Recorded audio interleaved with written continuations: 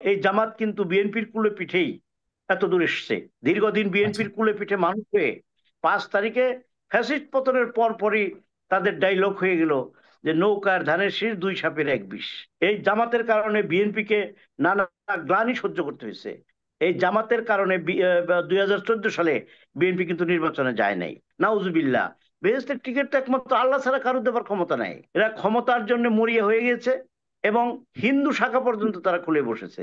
বাংলাদেশের প্রেক্ষাপটে একটি কথা আসছে যে একজন সিএনজি ওয়ালা বলেছে যে আওয়ামী লীগ বিএনপি দেখেছি, জামাতকে দেখি নাই।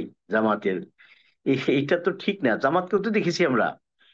71-এ তাদের কি ভূমিকা এদেশের প্রতিটি মানুষ জানে। এবং জামাত যে প্রতিষ্ঠাকালীন সময় থেকেই তারা ভারত পাকিস্তানের বিভক্তির সময় তাদের ভূমিকা কি ছিল, তারা 71-এ স্বাধীনতা যুদ্ধে তাদের ভূমিকা কি ছিল।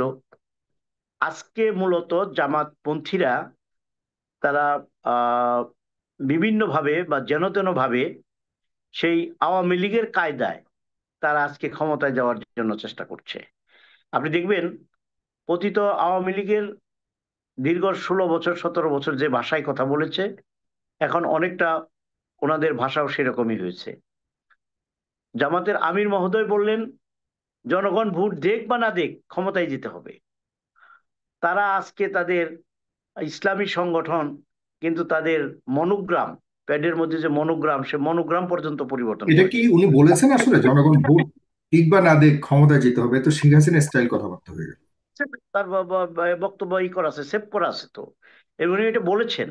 ওনারা তো ওই যে একবার আমাদের আমির মহোদয় বলেন যে ফকিরের থালা থেকে বালু তোলা পর্যন্ত এমন কোনো কিছু নাই যেখানে বিএনপি চাঁদাবাজি করে নাই। হুম। এইটা শাখায় সাহেব এবং মাসুদ সাহেব শিবিরের সভাপতি ছিলেন যখন হুম। আলোচনায় আসলো টকশোতে। এটা সাক্ষাৎ হুম। শান্ত সাহেব বলার পরে মাসুদ সাহেব বললেন যে এটা যদি হয়, এই কথা যদি বলে থাকে জামাতের আমির, আমি জীবনে রাজনীতি করব না। হুম। সাথে সাথে অত্যন্ত রসিক মানুষ, উনি সাথে সাথে ওইটা কিন্তু অন করে জামাতের আমির মহোদয়ের বক্তব্য শুনিয়ে দিয়েছে। হুম। এখন তো যে বিষয়টা কিন্তু আজকে আপনি তারা যেটা বললেন যে উনি যে ভোট দিক বা না দিক ক্ষমতায় যেতে হবে জামাত ইসলামের, এটা নিয়ে আমিও একটু ভেরিফাই করব। কারণ আমারও খুব ওনার প্রতি আমাদের ব্যক্তিগতভাবে ওনার প্রতি যে ধারণা, সেই ধারণার সাথে ওনার এই কথার সাথে স্টেটমেন্টের সাথে কেন জানি মিল খাচ্ছে না। আপনি দয়া করে আমাকে অবশ্যই পাঠাবেন, আমি সেটি যাচাই করে প্রয়োজন আমার জায়গা থেকে আমি কথা বলি। জি। ল্যাপটপে সেভ করা আছে, আমি এটা পাঠাবো। আচ্ছা, জি। হ্যাঁ, পাঠাবেন, না, জি। কথা না। এই যে পরওয়ার সাহেব কি বলে যে নো হানকি মানকি, কি ধরনের ভাষা, রাজনৈতিক ভাষা এটাই। হাঙ্কি পাঙ্কি বিভিন্ন ভাবে তো ওনারা রাজনৈতিক পরিবেশকে নষ্ট করছে। আজকে দেখেন কখনো বলে গণভোট, কখনো বলে পিয়ার, আবার কখনো বলে উপপ্রধানমন্ত্রী দিতে হবে বিরোধী দল থেকে। হুম। সবকিছু মিলিয়ে আজকে যে নির্বাচনটা যে বিলম্ব এবং হুম। দেশের রাজনৈতিক পরিবেশটা যে একটু সংঘাতের দিকে যাচ্ছে, সেটার হুম। জন্য কিন্তু জামাত ইসলামী দায়ী। তারা কিন্তু গোলাপ পানিতে মাছ শিকার করার চেষ্টা করছে। দীর্ঘদিন আচ্ছা। বিএনপির কুলে পিঠে মানুষ হয়ে 5 তারিখে ফ্যাসিস্ট পতনের পর পরই তাদের ডায়লগ হয়ে গেল যে নৌকার ধানের শীষ দুই সাপের এক বিষ। যে এই যে কথাবার্তাগুলা আপনি দেখেন, এই জামাত ইসলামের জন্য কিন্তু বিএনপিকে মানে তার অনেক মানে খারাপ। আপনি সামনের দিকে একটা সাংঘর্ষিক অবস্থা আপনি দেখতে পাচ্ছেন, তবে এর জন্য দায়ী জামাত ইসলাম, এটা আপনি বলতে চাচ্ছেন? এবং জি, চমৎকার একটি এই কথা বলেছেন। এবং আমাদের দর্শক যারা রয়েছেন, দর্শক আপনারা কি তাই মনে করেন কিনা আপনাদের কমেন্ট অবশ্যই আমাদের কমেন্ট বক্সে জানাবেন। ইউটিউবের মধ্যে আমি একটু পরে লিংক দিয়ে দিব। আপনাদের প্রশ্ন পর্ব আমরা প্রশ্নগুলিও নিব, আপনারা প্রস্তুত থাকুন। জি। তাই সেখানে কি বিএনপির কোনো দায় দেখেন কিনা? কারণ বিএনপির কথাও তো বলছে, যে আমাদের পক্ষ থেকে একই ধরনের অভিযোগ বিএনপির প্রতি বলছে যে বিএনপি তারা ফ্যাসিস্টদেরকে পুনর্বাসনের জন্য চেষ্টা করছে, সে আগের মতোই একই স্টাইলে তারা দেশ বর্তমানে আওয়ামী লীগের ভূমিকায় অবতীর্ণ হয়েছে এইসব বিষয়। ব্লেম ব্লেম গেম বলতে একটা শব্দ আছে। গেম তো হুম। বিভিন্ন রকম, কিন্তু ব্লেম গেমও একটা ইয়ে আছে। তো এই জামাত 5 তারিখের পরে থেকেই শুরু করেছে ব্লেম গেম বিএনপিকে নিয়ে। অথচ এই জামাত কিন্তু বিএনপির কুলে পিঠেই এত দূর এসছে। এই জামাতের কারণে বিএনপিকে নানা গ্লানি সহ্য করতে হয়েছে। এই জামাতের কারণে 2014 সালে বিএনপি কিন্তু নির্বাচনে যায় নাই। একমাত্র জামাত সেদিন নির্বাচনের বিপক্ষে ছিল। জোটের সকলে ইয়ে ছিল যে নির্বাচনে অংশগ্রহণ করবে, কিন্তু তারপরেও এখন জামাত ইসলাম যে আহ, পটভূমিতে আছে, আপনি দেখেন এদের যারা শিবিরের ছেলেপেলেরা, এরা আওয়ামী লীগের সাথে যোগসাজশ করে তারপরে তারা আওয়ামী লীগের ঘরে তারা বড় হয়েছে। আজকে তারা শিবিরের পরিচয় দিচ্ছে। আজকে হুম এই যে ডাকসু এবং রাকসু নির্বাচনে তারা বিজয়ী হয়ে মনে করেছে যে হুম এটা দেশটাকে তারা বিজয় করে ফেলেছে এবং আগামী নির্বাচনে তারা এই ক্ষমতায় আসবে। হুম ক্ষমতায় তো মাসের যারা ভোট দিবে, জনগণ তো তাকে মেনেই নিবে। কিন্তু এই এখনই যে হুমকি দুমকি বিভিন্ন কথাবার্তা বলে, এদের হুম আমাদের দেশে কিন্তু একটা প্রচলিত কথা আছে, হেলমেট হুম বাহিনী বুঝছেন কিনা আমি আর হুম জানি না, আবার রক্কাটা বাহিনীও কিন্তু একটা শব্দ আছে। আচ্ছা এরা যখন এক হয়েছে তখনই কিন্তু এই অনেক বিশৃঙ্খলা এই দেশে হয়েছে। আপনি দেখেন এই শিবিরের লোকেরা যখন ছাত্রলীগের সাথে মিলেমিশে ওই আবরারকে হুম হত্যা করেছে, তারপরে ওই বিশ্বজিৎকে হত্যা করেছে, আজকে সেগুলো তো বেরিয়ে আসছে।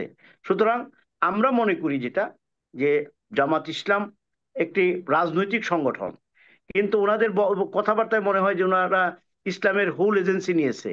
ওনারা ইয়ার কি বলে যে বেহেস্টের টিকিট দিতেছে। নাউজুবিল্লাহ, বেহেস্টের টিকিট তো একমাত্র আল্লাহ ছাড়া কারো দেবার ক্ষমতা নাই। এইখানে কোনো মানুষ তো এখানে করতে পারে না, যে বিভ্রান্ত করে মানুষের মধ্যে যে একটা মানে কি বলে যে অন্য পরিবেশের দিকে নিয়ে যাচ্ছে। এটার জন্য আমি মনে করি যে ওনারা এই দায় এড়াতে পারেন না।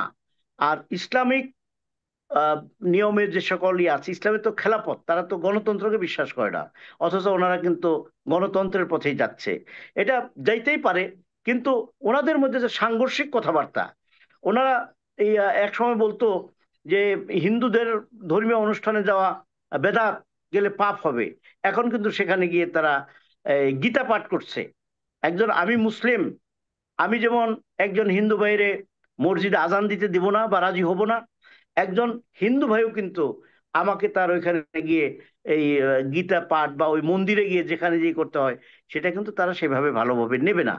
এরা ক্ষমতার জন্য মরিয়া হয়ে গেছে এবং হিন্দু শাখা পর্যন্ত তারা খুলে বসেছে। ইসলাম আর হিন্দু দুইটা ধর্মই কিন্তু দুই দুই রকম। যেমন হুম অন্যান্য দলের তো শাখা আছে, কারণ তাদের মধ্যে ইসলামের কোনো নাম সংযুক্ত নেই। এখানে বাংলাদেশ জামাত ইসলাম এরা এবং হিন্দু, তাদের ধর্ম হলো সনাতন ধর্ম। তো এই যে একটা লেজে গোবরে অবস্থা, যে অবস্থাটা জামাত ইসলাম সৃষ্টি করছে, আমার মনে হয় এটার ভবিষ্যৎ আমাদের জন্য হুম খুব খারাপ কিছু বয়ে আনবে। বিএনপি জি আওয়ামী লীগ, বিএনপি আওয়ামী লীগ দুইটি বড় দল। এই দল দুইটার বিভিন্ন সময় যখনই বিএনপির সাথে জামাত ইসলামের ঐক্য হয়েছে, তখন থেকেই হুম কিন্তু এরা অপপ্রচার করছে বিএনপি কি জঙ্গি জঙ্গি, তখন ওই জামাতের কারণে কি বিএনপির কিন্তু এই জঙ্গির শব্দটা শুনতে হয়েছে। তো আমরা যেটা মনে করি যে জামাত ইসলামের যে সম্পর্কটা বিএনপির সাথে ছিল, আমাদের সাথে ছিল, সেই সম্পর্কটা কোনো কথা নাই বার্তা নাই কি কারণে এই হুম দীর্ঘদিন জুটি থেকে হঠাৎ তারা একা একা চলার স্বপ্ন দেখতেছে, একা একা ক্ষমতায় যাবার চেষ্টা করতেছে। ক্ষমতায় যাবে একটি রাজনৈতিক দল, রাজনীতি করে, এটাই স্বাভাবিক, এটা অস্বাভাবিক কিছু না। কিন্তু তার জন্যে আমার সহযোদ্ধা বা আমার সাথে সহযাত্রী ছিল যারা এক সময়, তাদেরকে দোষারোপ করে, তাদেরকে ব্লেম গেমের মধ্যে দিয়ে মিথ্যাচার করে তারপরে ক্ষমতায় যেতে হবে, এটা আমি মনে করি যে একটা প্রকৃত মুসলমান, প্রকৃত ইসলামপন্থী মানুষ এগুলো করতে পারে না।